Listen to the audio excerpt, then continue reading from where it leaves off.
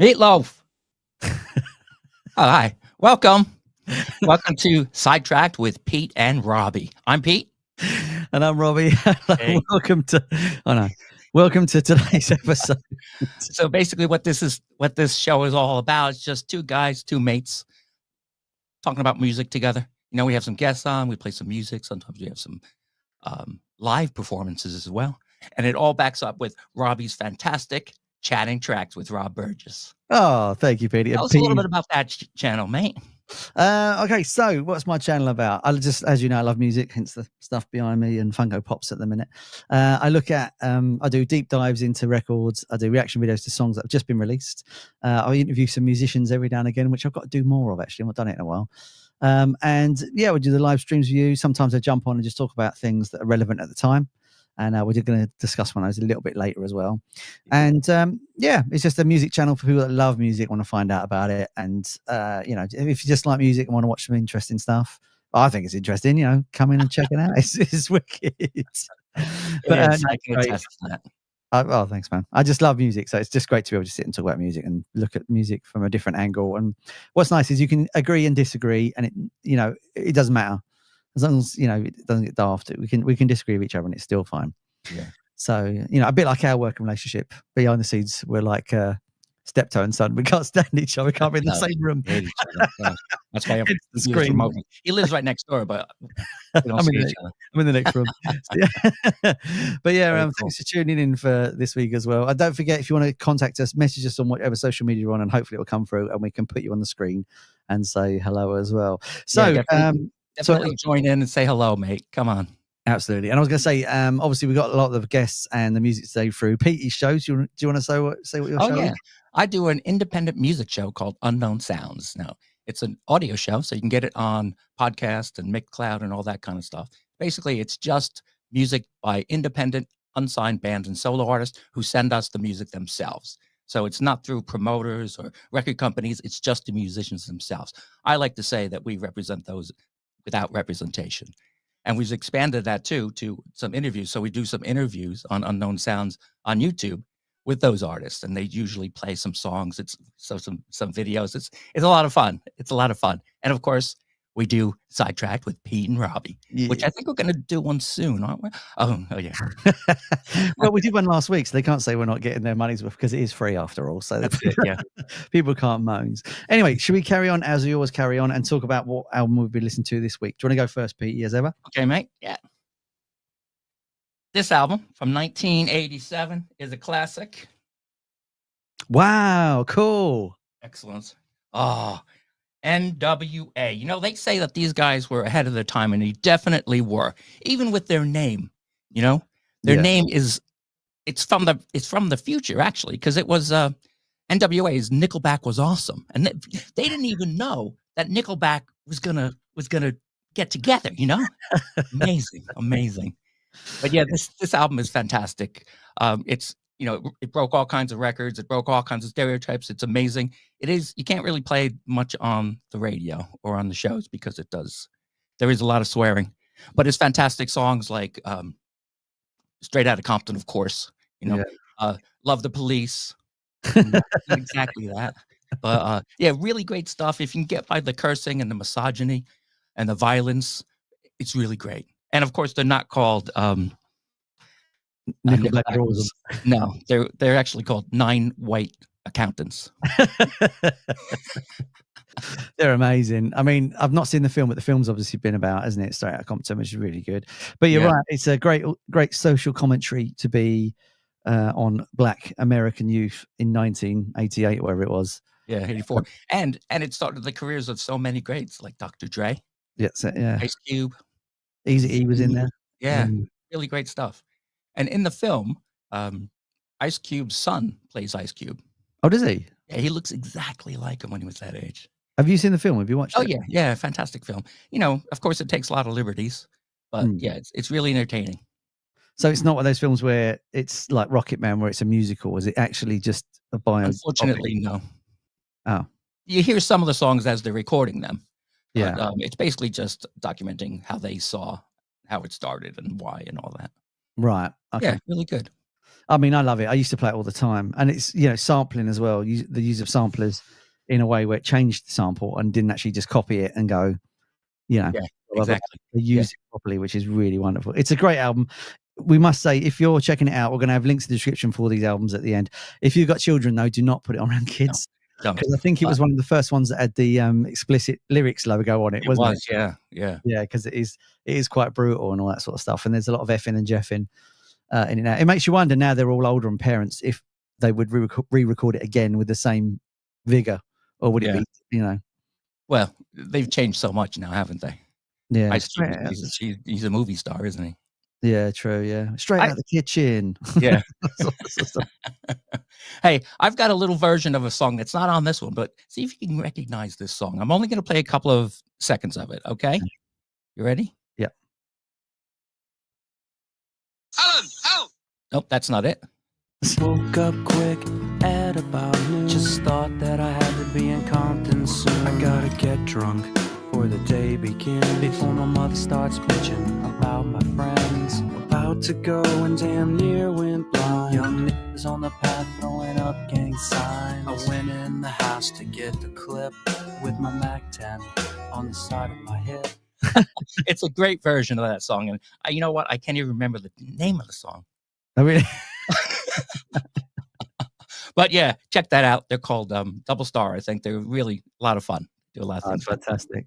Hey, Robbie, do you have an album that you're going to share with us? I do indeed, sir. I do indeed. Now, it's an album that definitely changed my life in a way. Like sometimes you hear some music and like alarm bells go off and it just rings for you and you just go, right, like this is what I'm supposed to be listening to. And it gave you a direction and that, because I think I was 16, 17 when it came out, and it came out on the 27th of August, 1991. So it's just had an anniversary a couple of days ago, which is why I was playing it this week. And I just think it's one of the most breathtaking albums of all time. Pearl Jam's 10 album. Absolutely. I can't put into words how much I love this album. It just changed everything about who I was as a person when I first heard it. You got songs like Black on it as well, Even Flow and all this sort of stuff. And the cover on the CD was originally this. So you didn't know what it was until you actually got it and unfolded it, and you realised they were all holding hands. Jeff Ament, the bass player, who's just there, he made the writing out of wood, and then they shot their own cover. So it was all a hands-on, amazing sort of thing. Fantastic. It's just amazing. Jeremy's on this, and for a young band, they just started out. This album's come out, Nirvana's come out, and then they're at number one everywhere. And they go, yeah, we're not going to make videos. We don't like that. And they didn't make any videos. They made one for Jeremy, and that was it. They were like, nothing for nearly 25 years, pretty much. Yeah. And what an amazing statement to make, considering MTV at the time was the what's the word? That was, you put it on MTV, you're going to make money. That's what you did. That was the focal point. Yeah. Yeah. And they just went, no, we're not doing that. And, they're from Seattle, and it's that grunge sound. Black's on this as well. And it was just the songwriting of Eddie Vedder on this record it shows you that you don't have to be obvious to make a statement. And, so he says in one of the lyrics in Black, why can't I be somebody else's sky, but why not yours? Yeah, why not mine? Why not mine? And you think like, wow, it's amazing. Like, why can't you be somebody's universe? Yeah. And things like that. And it's just a wonderful album. It's Brendan O'Brien recorded it, I think it was. And it's just brilliantly recorded. And yeah, it just changed everything about it. I was 16, 17. My mate Andy had it on cassette.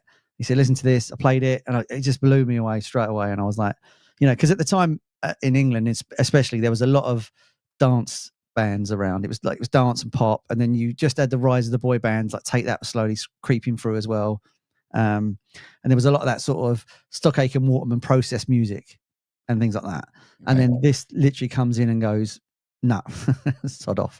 And kicks it to the side. I think this is one of the most important albums ever made, because people say Nevermind by Nirvana. I get that, but Nevermind opened the doors for everybody else because it was so commercially popular.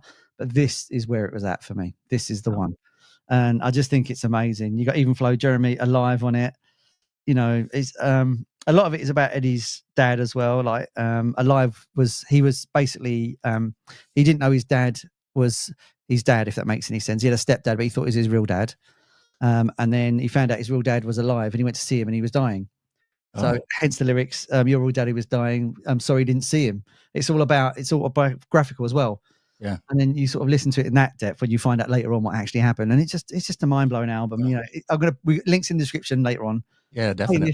Play it until you're sick of it, and then you won't be sick of it, and you just keep playing it like I've done for the last 30 years. We can really see how much you love this album, how much it means to you, mate. Oh, it's just amazing. It's an amazing piece of work, and they have like the Rock and Roll Hall of Fame and things like that, where they put things into they have the Film Association Day where they press it and put it in a mountain. So if Civilization dies, they can still get a copy, and I think they should do it with music, and this should be in there for definite. It's fantastic. But anyway, that is my album of the week. Now I'll stop talking about it. Excellent. I'm gonna have to listen to that. I've never listened to it. Oh wow! I mean, you get to hear it for the first time, so that's yeah, brilliant. Just a reminder, wherever you're listening to us or watching us on, hit us up in the comments. Let us know what you've been listening to this week. We'd love to know what you've been listening to as well. Because we might discover a new band we don't know about, and that's always wonderful when that happens as well. And hopefully we're going to send it back to you, and we're going to play you some stuff you've never heard before and some new people you've never heard too. So hit us up in the comments, and we'll definitely pop you up on a little screen.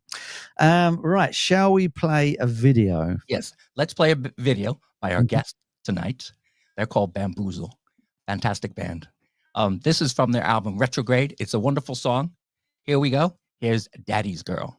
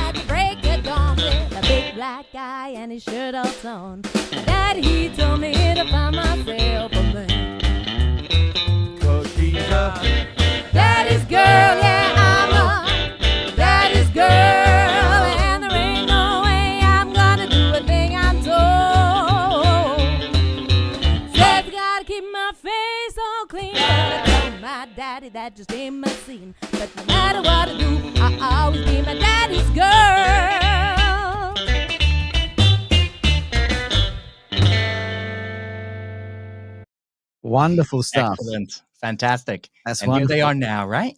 Yeah, before we do, we've got to say hello to Rossi G who's watching. Hello, Rossi G. Welcome to the show. Hey, Rossi G. Live music don't get better than that. Let's welcome Bamboozle onto the screen. Hey. Hello. Hey. Hello. Welcome to Sidetracked. This is Serena Sykes. Hey. And Jim Knowles of the band. Jim Nola, yeah. Oh, sorry. Jim That's Nola, right. sorry. Lenore. Excellent. So the only one we're missing is Jax the drummer. She's We not here are tonight. today. Yeah. Oh, fantastic. So thank you so much for joining us tonight. That's all right. Very Thanks for having us. Appreciate it. All right. Now, I want to say that I saw these guys last week for their tour for their new EP, Bamboozled. Fantastic. What a show it was. It was so much fun. Even though it was so hot, I don't know how you guys... Yeah, It's so hot. it It was crazy. It was a lot of fun. It was a very entertaining night, and it was nice, intimate, and I got to say hello to both of you guys. So that was nice. That was really good. Thank you. And you started the set with the very first song that we played on Unknown Sounds, Toxic Nightmare. Oh, yeah. Yeah. Oh, Great. it's a good song. Yeah. Well, the whole album, Retrograde, is amazing. Oh, Thank you. Thank you very much. So for people that have never seen the band before, the video we just played, is that your style of music that you play? And what would you describe it as? So that's a really early video. Wasn't it? Yeah. So that's like that's kind of where we've come from. Really, we've evolved quite a bit now. I mean, we still play Daddy's Girl in the set. It's a great song. But like with the release of the new EP, and we're actually in the studio Saturday. I was like, what day is it?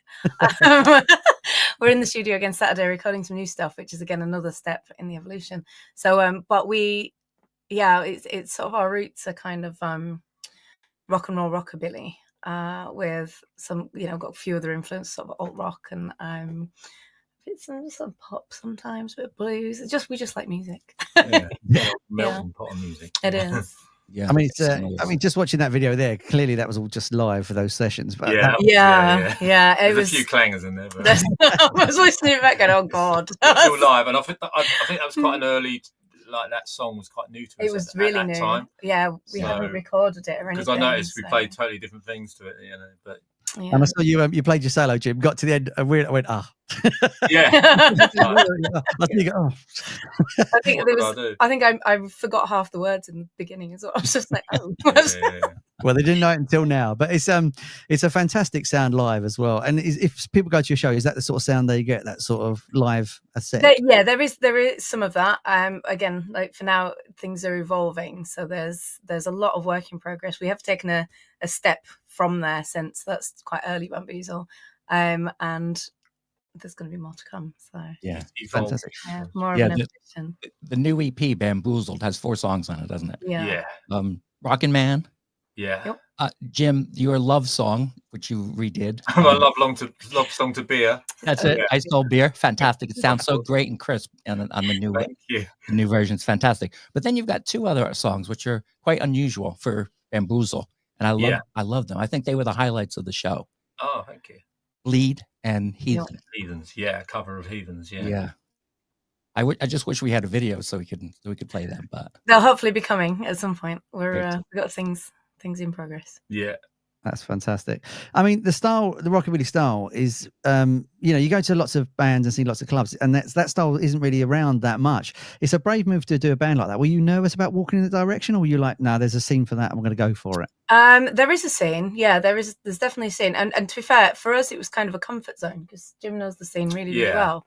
So, you've been playing that. I've been on that scene for a very, very long time. I'm very old, so it was quite a good way to start in a way, because obviously I had a lot of contacts in that scene, and so it's quite a good step for us to. Yeah, and we love the music as well. Yeah, we love it. Yeah, it's absolutely awesome music. But we always had the intention of sort of doing our own thing and moving forward. But it was a nice starting point for us and something we knew and. It's important for us to do, have our own identity and write our own songs, really, which give you obviously your own identity by doing your own songs. Yeah, and it's kind of a unique. I think Bamboozle's a good name for us because it's such a mashup of everything. So everybody goes. Somebody said the other day, they came to one of the gigs and they were like, "I came here to see a rockabilly band. This isn't rockabilly. I don't know what it is, but I like it." I like it, and that's the main thing. And I like it. I was like, brilliant. That's how it is. It's a mashup of everything. Yeah. So influence-wise, obviously, Jim, who's your guitar influence, and Serena, who's your bass influence? Because obviously the double bass, you don't see lots of those generally on the circuit anymore. So can I talk about your influences? Obviously when my early influence would have been like the rock and roll guitarists like Eddie Cochran and Gene Vincent's guitarist Cliff Gallup was a big one, and Cliff Gallup's a great story for Jim. Actually. Yeah, Cliff Gallup was great. And then I sort of progressed into a bit more jazzy. I heard Django Reinhardt, and that sort of blew my mind because I thought, wow, there's more than 4 chords to song. So I thought, I've got to find that 4th chord. No, so I really got into Django because I couldn't believe, because obviously Django only had 2 fingers. Well, two working fingers. He had like these were fused together from a fire he had in a caravan. But so those are the 3 main ones. I mean, there's lots of other ones, but yeah, I'd say they were my 3. The fun part about Cliff Gallup is the reason Jim plays a Telecaster, which he's very, very well known for playing now. It's like his iconic guitar. Yeah, is totally wrong because basically he thought Cliff Gallup played a Telecaster. Turned out he didn't, and it wasn't Cliff Gallup on the film. It was someone else. Basically, I watched The Girl Can't Help It. Obviously, it's pre-internet. I watched The Girl Can't Help It, and Gene Vincent's band was on there playing Bebopaloola, I think, the classic. And there's this guy on there playing Telecaster, and I thought it was Cliff Gallup, and it wasn't Cliff Gallup. It was a bloke called Russell Williford, who was another rock and roll with it. Cliff Gallup was only in the band for about 10 months, I believe, but fantastic player. You know, I love Cliff Gallup. Yeah, I mean, he left a lasting impression because you played like guitar for him. But I do notice in Daddy's Girl, the solo is very Django Reinhardt sort of. Yeah, there's probably little bits of Django in there. Yeah. I think I kind of mix it together and try and make it a bit. I think just it's a big combination. It's a combination of all the styles that I love, and I try and make it my own. Basically, I don't like trying to copy things. I mean, some things we will copy just as a almost like a tribute, but most of the things we don't do very many full covers. Do we? Like maybe 2 or 3. We always do our own thing. Whereas we just kind of and put our own slant on it. I think it's important. Yeah, again, gives you your own. Identity, yeah. And what about you, Sue? What bass influences, especially the double bass? Who was the one that made you go, "Oh, that's what I want to do"? Well, it's quite a funny story. I wasn't at all interested in strings. I didn't. That's it's not right. When Jim told me it was 2 middle C's, I was like, that's confusing. For piano, there's 1. It's really easy. An oboe, that was like my thing. Piano, yeah. But so Jim was in a band called the Ketones, and I watched when we first met. I watched the Ketones a lot. And the bass player in the Ketones was just cool. And I was like, this is really cool. I like this. It's a great instrument. And then we went to see a few other bands. There's a guy called Steve Whitehouse who's in a band, was in a few different bands. There was a band called Frenzy at the time. He's just like mental on the double bass. I was like, this is so cool. And then we went on a little holiday, didn't we? And there was an old double bass. And I was just like, okay, I need to figure this out. What is it? How do you do it? What, you know? And it was like 5 days on this bass and fell in love and went home and just started learning. So I didn't have any like proper musical influences at the time. It was just the people around me and the bands I was seeing locally. And Steve Whitehouse is still one of my big influences. He's a great guy. We saw him the other week, didn't we? Yeah, him for Holland. Yeah, after a few times. And he's agreed to do a little interview for my channel, which can be really fun. So, but he's a lovely guy, and he's always been so generous with his knowledge. But then other bass players, you've got like, since then I've discovered like, Ray Brown and Willie Dixon, all the old cool guys. Yeah, it's loads. I mean, what's wonderful during lockdown as well, you were giving bass lessons online for people, weren't you? You were doing tips and tricks. We'll put a link in the description because obviously if people learn double bass, you're the lady to go to. I still run the channel. It's doing really, really well actually. Right. Never intended it to be, but it's gone really well. So. That's great. And when you play live, you're quite a performer as well. Thank both you. Of you guys. Yeah, I do love a performance. I do. Oh yes, you could tell. Go big or go home. I love that you still get up. Actually, you get up on the bass and play that. That's very cool. Very cool. It was. It's like a rockabilly tradition, really. A lot of rockabilly bassists do it, and I was like, well, I'll do it in heels, whatever. Yeah. Do you like doing it, or is it just something that you have to do for the show? No, I really do. It's. I think I've been through phases where I'm like, oh, I'm not so sure. Oh, can't be bothered today or whatever. And there's like. Occasionally you'll get places where we played Chicken Stock Festival a couple of years ago and their stage was like this. So I was like, oh. And sometimes you get like a wobble on, so you'll get on and the thing's bouncing and oh my God. But no, I still really enjoy it. It's really fun.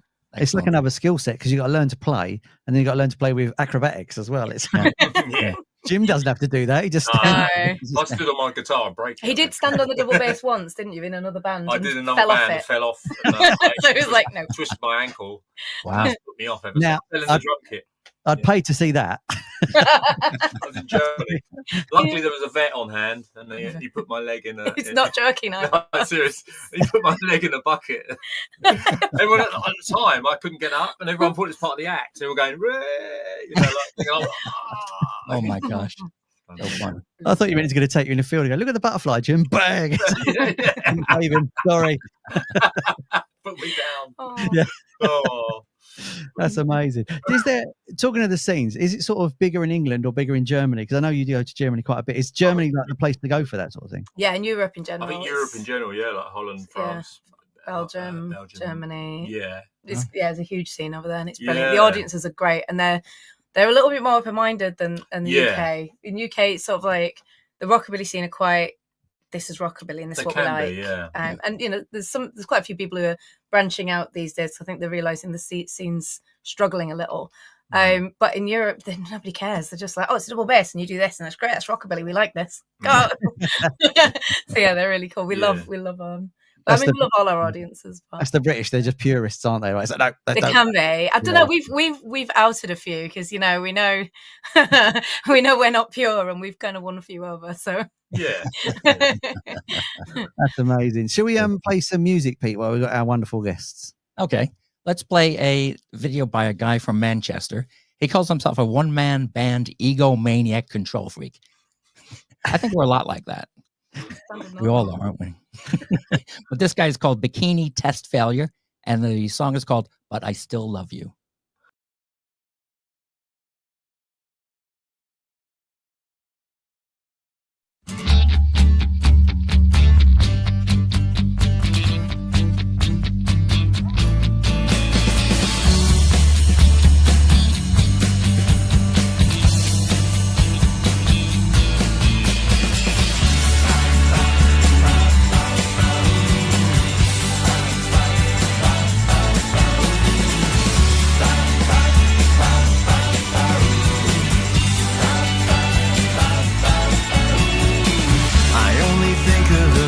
Times I don't remember the aftermath. I think of you and your stupid smile. I never look at the photographs. If I knew then what I know now, I wouldn't give you the time of day. I can't believe you're any better off. I can't believe what you've done. I don't believe what you say. Don't think you leave me undisturbed, sunshine, when you claim it's you and me against the world. Sometimes, but I still love you and miss you and want you. I need you to hold you and kiss you and feel you and feed you and leave you there asleep until my arm goes dead. 'Cause you're probably out of your tiny head, and everyone but none can feel my love. And so it begins. All over again.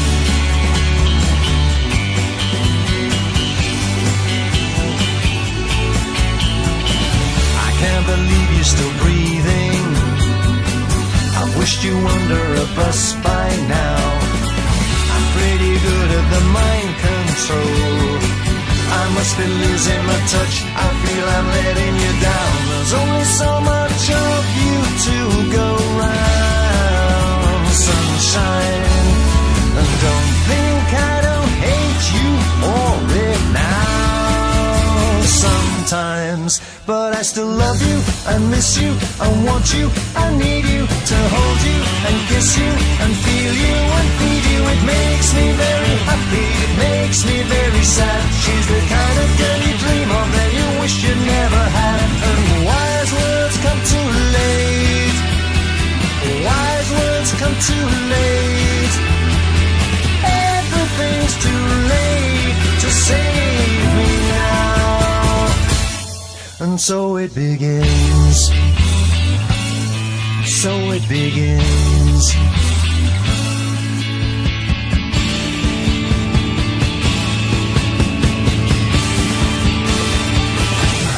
All over again.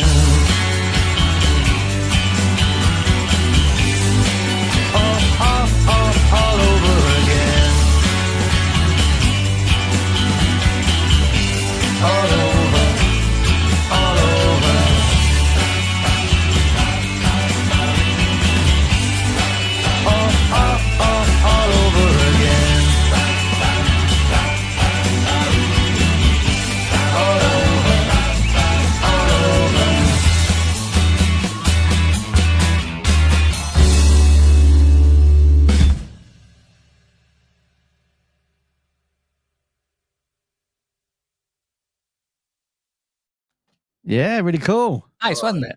Yeah, it's Yeah. really good. Yeah. Of course, that was during the lockdown. And what I like about it is during the lockdown, there wasn't a lot to do. So you started noticing the little details about life, and this is how he wrote the song. I really like that. Plus, it was really catchy. I think you're definitely getting older. When I watched that video and I went, oh, I like his bird feeder. Yeah. Oh, I like that. He also had John Lennon's guitar. Did you notice? He did, yeah. He's a bit of a Beatles. That sort of. I like the way he's homaging different bands in there, like Pete Townsend and Is It Twisted Shout. It's really, really cool. Yeah, it's quite good. It's really, really, really nice. So, go on, Pete. Go on. At the show, I just want to say that you guys, your musicianship is top notch. You guys are really, really professional. How do you remember all those notes? I don't. It's honestly you'll know when I've made a mistake. Jim just goes, and I'm like, I'm not the best. I don't always remember them, but no. Well, Jim, we tend to make it up as we go. I know that sounds bad, but we know the chords, and so we just improvise around it. There's certain things we'll do the same, like with this Bleed, we've got the riffs and things like that. But there's a bit of freedom of expression in there. So good. So you got all the notes, maybe not in the right order. Yeah, exactly. Definitely not the words in the right order. That happens. Yeah. One of the covers that you did do that night, which I really liked, was the Eddie Cochran song "Completely Sweet." Oh yeah. Oh, it was fantastic. Oh, brilliant. That was really great. Your guitar on that, Jim, was fantastic. That's definitely go back to my roots. That one, I love that. I love that. And Jack's on the drums was amazing. The tempo changes and everything was really great. I spoke to her and she said it's really hard to play softly. It's not a massive venue, and everyone's really quiet. So it was perfect. And one other, you played a cover of a song that is the first time I ever heard you guys. All right, Robbie, do you have that clip that I sent you? What clip is it? Bamboozle, first scene, or something like that. I don't think I do. No. Oh, sorry. No, I haven't. No. Okay. I sent it over. But anyway, I was in Kent. I was at the in Detling at one of the shows there, and I heard this song that I knew from a German band called Fujiyama Mama.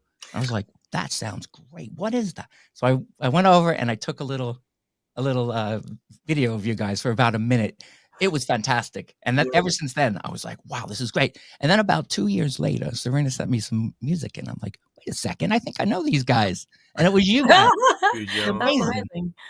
Oh, wow. Yeah, that would have been the Kent County Fair. Kent County show. That's it. Yeah. That's the only time we've played that. Was a long time ago. Yeah, that was pre-pandemic. It was in a little bandstand, weren't we? I remember that. Yep, little bandstand. It was fantastic. I remember that because you messaged me and said, I've just seen Serena and Jim. I was like, just Serena and Jim who? And he was like, Bamboozle. Thanks, Robbie. Like, who? Amazing. So when you're songwriting, for you guys, is it music first or is it lyrics first or is it melody or just a riff? How do you go about it when you're writing? I think we're both a bit different actually when it comes to this, aren't we? Yeah. What about you first? For me, normally it's some sort of melody, music. I say music, so it's normally melody. I'm not a lyric thing. Although I might have an influence of a melody from, say, a line that I hear, and I think, God, that's a cool line, and then that'll spark a melody. But I've only got that line, and the rest to be like some gobbledygook thing. Honestly, some of the lyrics, Jim's dog. some of the lyrics Jim's come out with in the past have been brilliant. There was Uncle Henry's still my favourite. Mine are some sort of comedy, But I thought Bill come from that because it was like. I remember us singing one about cheese in a cupboard. Do you remember that? Yeah, we were just making words. He had a melody, so he was singing about cheese in a cupboard. Yeah, it's brilliant. I believe Paul McCartney did that, didn't he? On Yesterday, it was scrambled eggs, of course. Yeah. I mean, if it works, though, doesn't it? It does. So that's. I think this is why we work so well as a team. Because I'm generally lyrics first. Yeah. So, and a lot of the songs that we collaborate on, it'll be Jim will do the melody and certain riffs, and then I'll bring in ideas, but I bring in lyrics and. I've usually got some idea of the lyrics. Yeah. I've maybe written a few lines of it. Yeah. And got a theme of it. So. Like Bleed was one of the good examples. Yeah, I've written the whole thing. So you've done the whole song and a bit of the chorus. So there was like lyrics in the chorus. Yeah. And then I made a few changes and took the whole thing and just finished the lyrics. I said, go on, finish that. Yeah. and that was the song that all three of you contributed to, wasn't it? It was, because we weren't going to record it on the EP, were we? We were debating on different songs. And I was just like, I just love it. I was like, we need to, do you reckon we can finish it? Oh my God, we got like 3 days before, hadn't we? And Jax was here as well. So we thought, should we all just chuck it, try and get it done? Just had played on some ideas. And then it was the middle section where it changes a little bit. We just hadn't done it. So then Jax threw some lyric ideas in, and then we sort of collaborated on finishing it. And then we still hadn't got a drum beat by the time we got to the studio, had we? No. So Jax was like writing the drum beat, walking to the studio to record the drums. It was like, it's crazy. It's unusual because normally a lot of the songs we've gigged them for quite a while before we record them, but that was one of the few that we've literally gone in and hadn't gigged it, just recorded it. So they normally evolve, when you gig them. So, but it's quite interesting to do it that way. It was quite fun, wasn't it? Yeah. But we're very different where we write songs as well. Jem will come and he'll go. So when he wrote The Lowdown, he came with a file of a fully recorded song with guitar, with bass, with drums, with vocal, the whole lot on my laptop. It was brilliant. And then I turn up and I'm like, right, I've got some chords scribbled down on a bit of paper. This is a bit of a riff. The drums sound like this one on this song, and here's my lyrics, and let's just go for it. And then I never write guitar solos because it's completely pointless.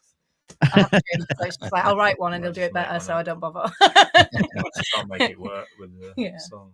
Yeah. And when you write the guitar solo, you like it goes wada wada wada wada. Oh yeah, honestly, drums as well. I'm like, Jax, it kind of goes dunk dunk dunk dunk, and she'll be like, oh yeah, I got it right, yeah. Right, okay. I think for your next album, you need to do an entire song like that. Yeah, all Serena's sounds of instruments. Yeah, the sounds of instruments with the vocals. No one's done that yet. That'd be absolutely good. It could be a hit. And then you've got to sing like sausages or whatever the word was, dog. Yeah, whatever we first came out with, just do that as a song. That'd be absolutely amazing.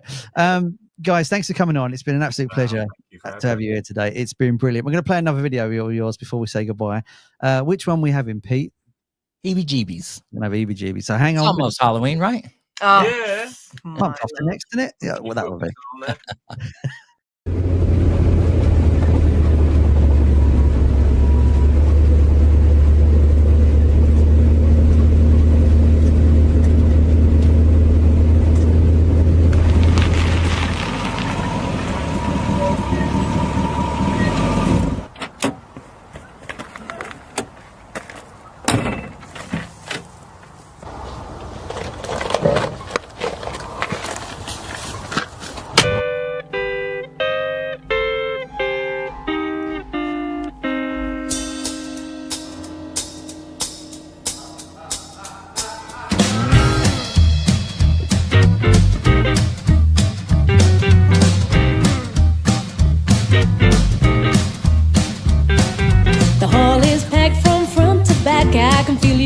Somewhere my eyes are tuned through dust and gloom and a rising atmosphere.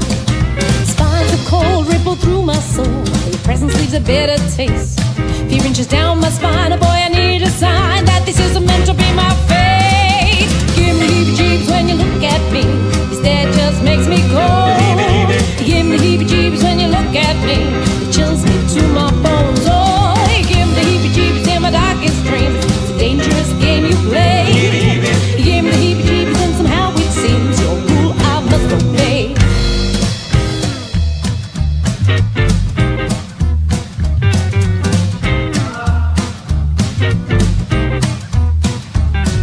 Your eyes peer through the atmosphere every time they fall on mine.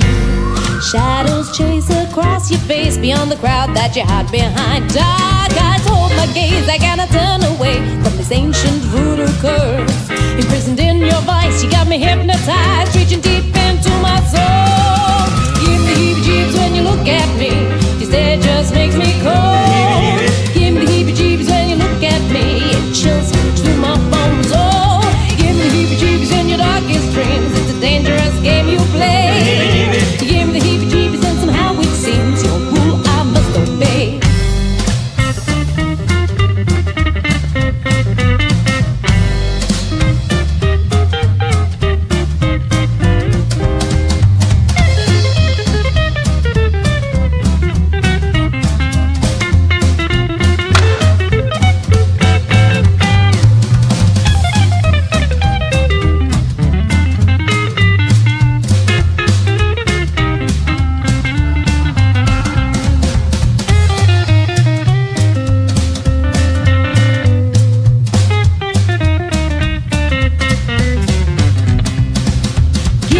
heebie-jeebies when you look at me. Your stare just makes me cold. Give me the heebie-jeebies when you look at me. It chills me to my bones. Oh, you give me the heebie-jeebies in my darkest dreams. It's a dangerous game you play. You give me the heebie-jeebies and somehow it seems you're rude. Oh, you're rude. And your rule I must obey. Awesome. Nice. Oh, Happy good Halloween. memories. Good memories. Yeah, You're literally dancing on people's graves. It's wonderful. we were. Oh. How did you pitch that to the church? Did you sort of say like, yeah, we want to do a video? It's not. So we were just actually talking. It's Yeah. the saddest thing for us. The two women who made that possible, Debbie incredible women, Young. with Debbie Young and Meredith Cook, both passed away in the last few years since we did Yeah. the video. No way. So, Debbie actually, her and her husband lived in that. Yeah, so church that was their building. house. It wasn't. It house. wasn't Wow. church. They were a It bit was like their the house. Addams family, weren't they? Yeah, they're Bless amazing, them, they love amazing it. They love people, all the sort of absolutely horror amazing things and people. stuff, and, So yeah, Wow. so Debbie, whose house that is, produced the Yeah. video, and Meredith sort of was she helped she produce, kind of helped us, co-produced yeah, and- helped the band, and yeah, they were just yeah. So, Yeah, fantastic video. Very well produced. the Really little professional. cameo in there, Keith Wilkinson. So he was in Squeeze with Jules Yeah, Holland. he's bass player with Alright. Squeak. Yeah, he was. Wow. So He's he's a married good to- friend of ours. He's a And lovely your guitar player like Bill Bailey. That's all. yeah, Oh, that's Keith Wilkinson. that is yeah. Keith. Oh, Yeah. that's him, is it? Wow, wow. Yeah. Cool. Yeah, Cool. yeah. He hasn't got any hair, actually. Yeah, but back in the he had a wig videos on. he was in, you'll see him in the one with the clocks, and he's Yeah. That's amazing. I mean, it's a lovely Halloween theme. Like, you know, it sounds really Halloweeny as well. It's really cool. It just reminds me of those old movies. It's a great thing. At least you've got that video to immortalize your two friends there as well. It's wonderful. Yeah. yeah, absolutely. And we got to, was it they said about any people that pass away, as soon as you say their name, they're alive again. So you've got that video forevermore Yeah. to do that. So that's Absolutely, yeah. absolutely. absolutely wonderful. While you're here, can we quickly talk about the Oasis reunion? Because Brilliant. Okay. Yeah. is that all right? Because Yeah. Well, I heard it was £900 a ticket, so I don't... Oh, yeah, I saw that earlier as Is that well. I was right? like, eh? yeah, so obviously they're going to get back together. They're going to do tours. They're on set to get 450 million, I think it is, out of these sort of bits and bobs. I did a video chat about it the other day. Apparently, it's not the whole band; it's just those two brothers. So they're not even got Bonehead and the others. It's just going to be those two. Okay. And then you've now got hotels around the areas where the gigs are going to happen, cancelling the rooms and then recharging them for double the price. That's what's going on as well.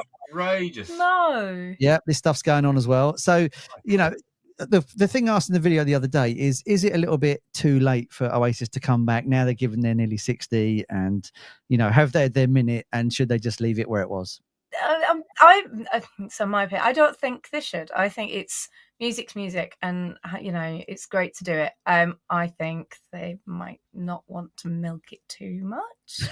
A normal comeback tour and be like, hey, Yeah, look, we're normal one Oasis would back have been together. nice. Wouldn't it? But not make quite so much of a big deal about They it. really But you know, are milking it, aren't they were. Yeah, they are. They were a fantastic band. You know, really, Yeah. really influential to me actually in the 90s. I loved them. I thought they were Yeah, great. I And mean, Noel Gallagher's incredible songwriter, absolutely incredible.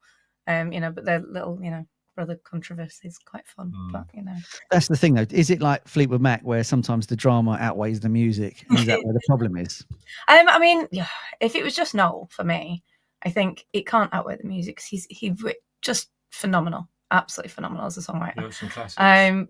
But yeah, could definitely do without the drama, couldn't you? It's, just focus on the music. Could you, like, I was talking to my friend the other day about it because it come out and he said, "Oh, you're going to love this," because he knows I hate Oasis, right? So he said, "Yeah, great, you're going to get all this next year." So, you know, have they got together and said, "Look, boys, you're nearly 60. Why don't you do one more tour, get a bit of cash, and knock it off"? Could you could you tour with someone you don't like anymore? If it was only a short time, probably. Do they actually still not like? Have they not made up then? Are they? Well, they're saying they have, but have you seen any pictures of them together? No, that's true. And it's only a matter of time, isn't it? You know? But they have told them how much they're making, and then suddenly they've Yeah. I mean, you. there are a lot of bands that quite famously don't get on. You know, the Stray Cats were well known for fighting on off stage and things like that. So I think if you know it's temporary and it's not your full-time career anymore, I think, like, you know, if we had the fourth member or something and we didn't like them, I think that if you didn't see an end to it, it'd just be unbearable. I think on their level as well. Obviously, you know, you don't like sitting in a transit van together. You know, no, that's true.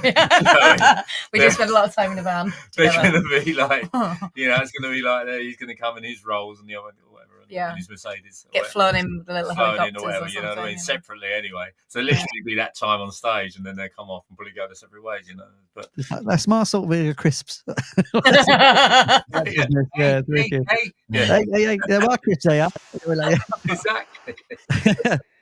One says, brilliant. It's impossible to keep still listening to your music. So really great. Love it. Oh, thank you. Yeah. Fantastic. Thank you. Yeah, I just wondered from a musician's point of view if you could do it, because me and Pete, we're best buds, but we know if we didn't want to do this anymore, we'd just stop, wouldn't we? Even if people threw money at us, we wouldn't. Yeah. I mean, I can't imagine how hard it'd be, because I mean, we're just like, we're family, you know. We've done this for so long, haven't we? And it's like, I can't imagine doing it with anybody else. It's one of those things, but it's, you know.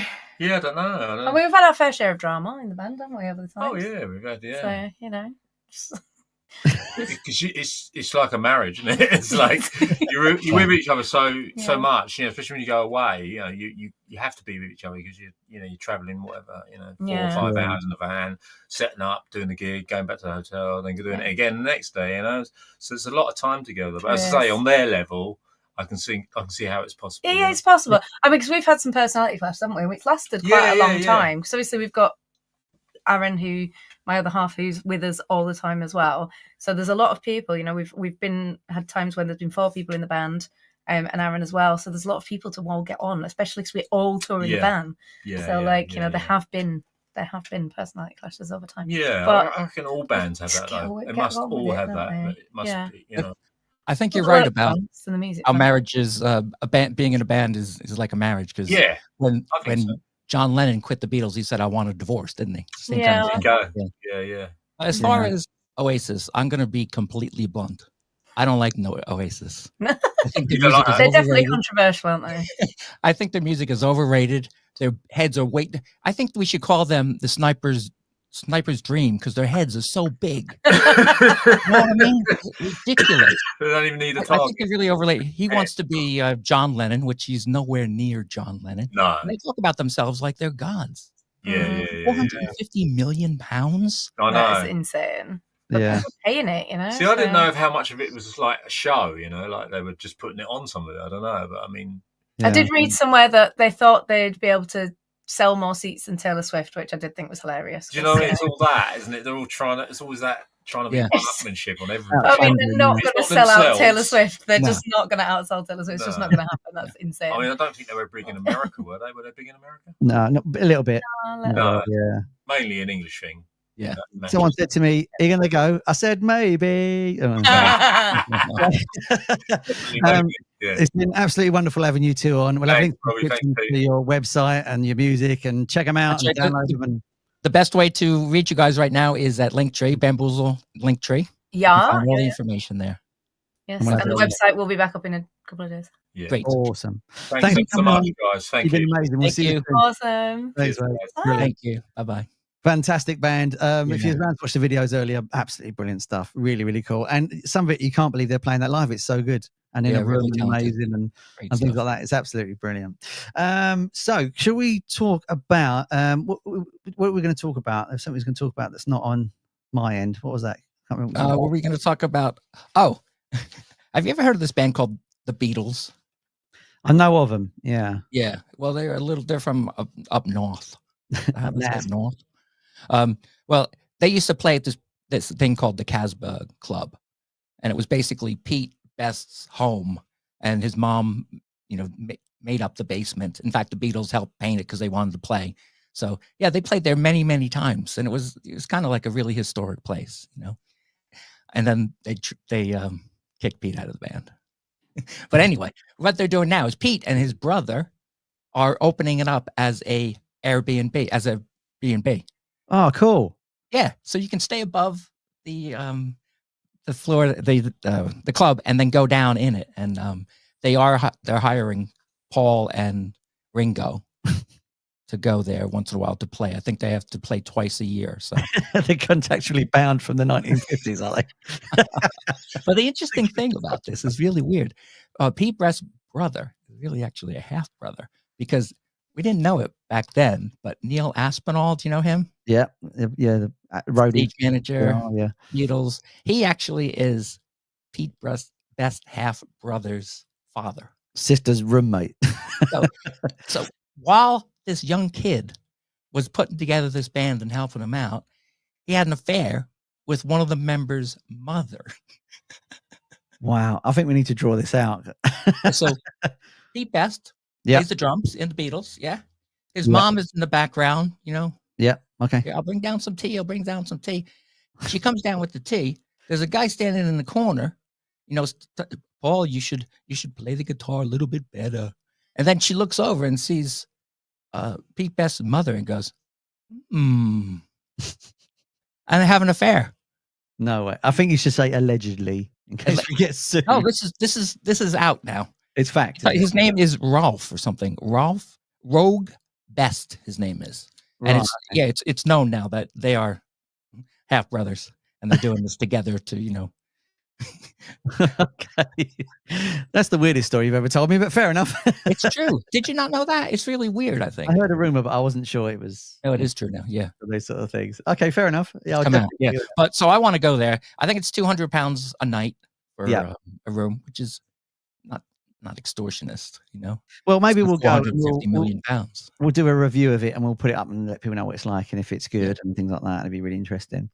I've been reading. I've just finished a really interesting book. If I can talk about that for 1 second. Guitar players, you might like this.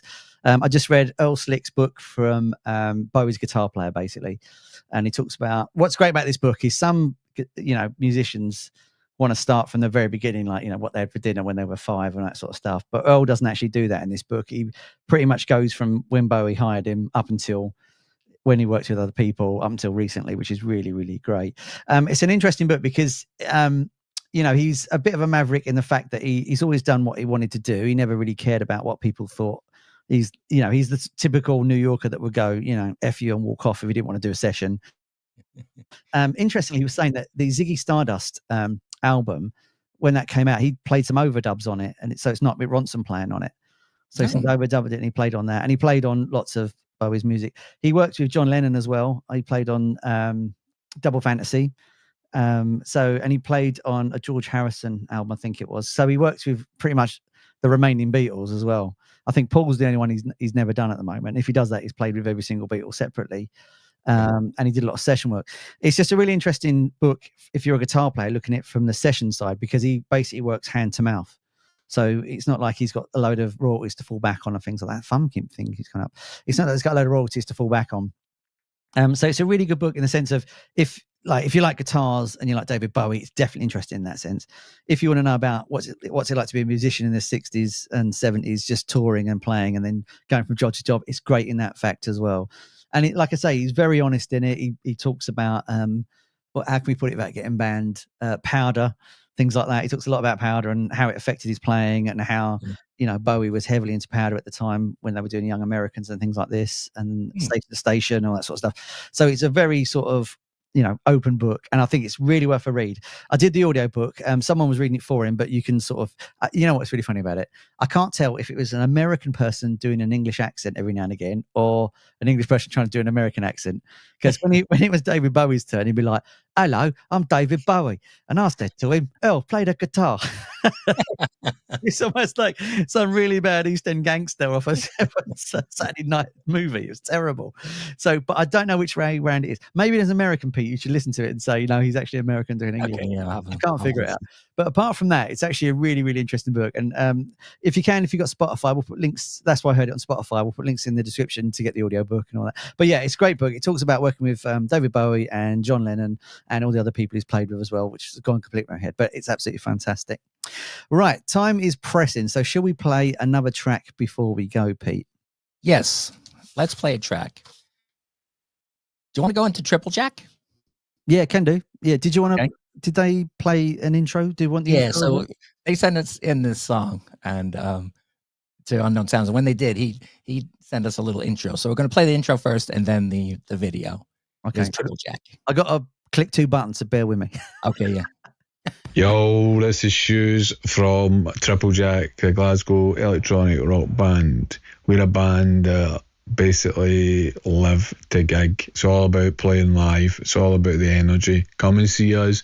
You don't just get songs, you get an experience. And this next song that you're going to hear, this is our single called Back on the Jacks. The best way to define it, it's a moment of clarity. Everyone at some point in their life will take a step back, the planets will align, and they'll say, I'm back on the jacks. Anyway, I hope you enjoy it, and remember, Triple. Oh, well, I didn't know Ken Bruce was in a band, but here we go.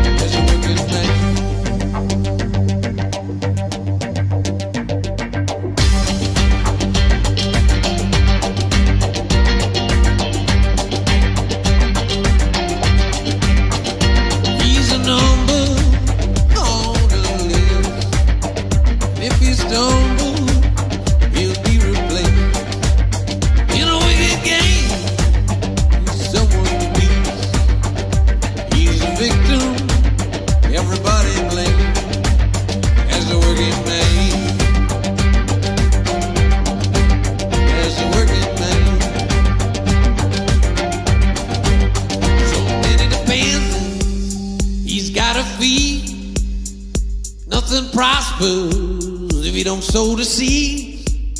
At the end of the day, he's got his needs. Turns to me and he speaks.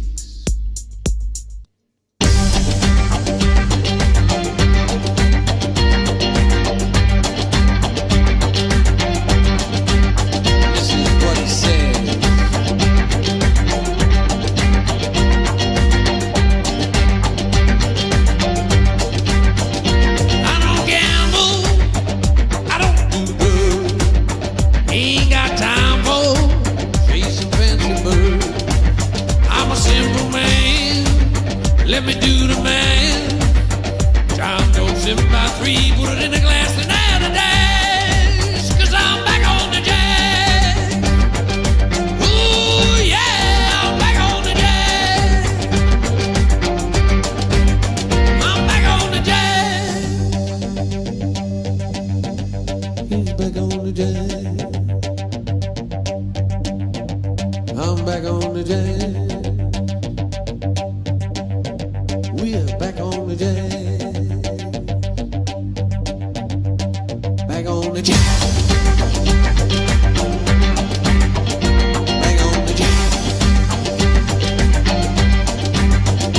Back on the jazz.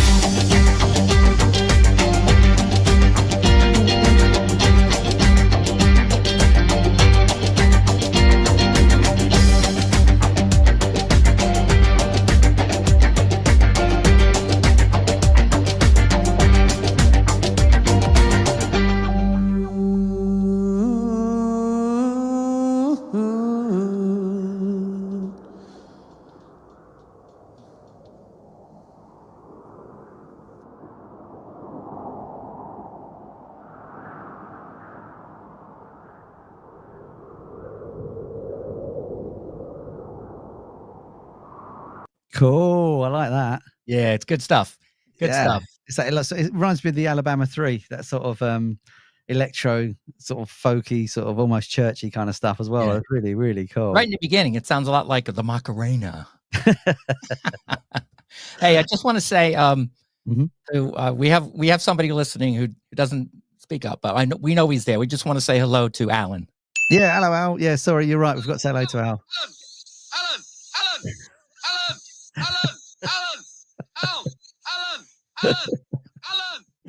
I love it. Hi, Hey, Alan. welcome. He watches every week, but he never says hello. So hello, Al. Thanks for tuning in as well. Yeah, thanks for tuning in, mate. It's been great as ever, Petey. We'll be back in a fortnight, I take it, for our next show. That's right. Next week we will be seeing the Lemon Twigs on that Thursday. Is that next week? Is it? Yeah. Well, I mean, that come around quick, didn't Fantastic. And Sunday I'm going to be, if you guys want to meet me out in Putney, we're going to go see the last Plague UK show in ever. So it's going to be great there. Yeah, fantastic. So yeah, we'll have details for those tickets. What Pete just spoke about as well, in case you want to see Plague UK's last ever gig, which is a shame because they're a great band.